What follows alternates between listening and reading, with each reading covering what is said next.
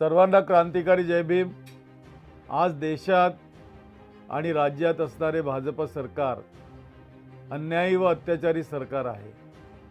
सत्तेवर आल्यापासून देशात आणि राज्यात जाती जातीत धर्माधर्मात मतभेद निर्माण करीत आहेत। ज्या विचारांनी डॉक्टर बाबासाहेब आंबेडकरांनी या देशाची घटना लिहिली, या देशाला संविधान दिलं, त्या घटनेची संविधानाची सरकारकडून पायमल्ली होत आहे। परभणी येथील डॉक्टर बाबासाहेब आंबेडकर यांच्या पुतळ्यासमोरील संविधान शिल्पाची तोडफोड करण्यात आली।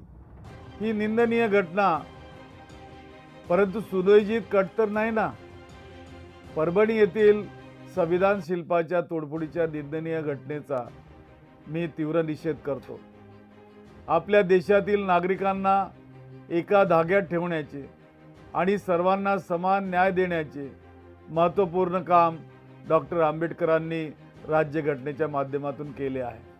मात्र केंद्र आणि राज्यात संविधानाला धोका निर्माण करणारी राजकीय व्यवस्था सध्या सत्तेत कार्यरत असून त्यांचे मनसुबे आपल्याला मिळून उधळायचे आहेत। भाजपाला देशाच्या भवितव्याची चिंता नसून मनुवादी विचारांच्या रासाची चिंता आहे।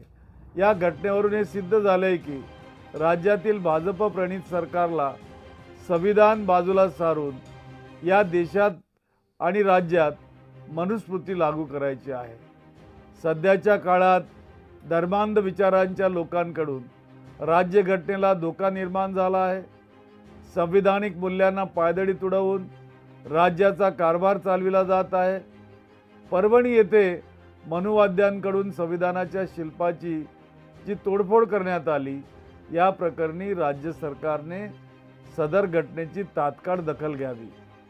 या घटनेच्या आरोपीचा मास्टर माइंड कोण, हे दंगलीचे कृत्य षड्यंत्र रचून तर केले नाही ना, याचा सखोल तपास करून आरोपींवर कठोरात कठोर कारवाईची मागणी या प्रसंगी मी करतो।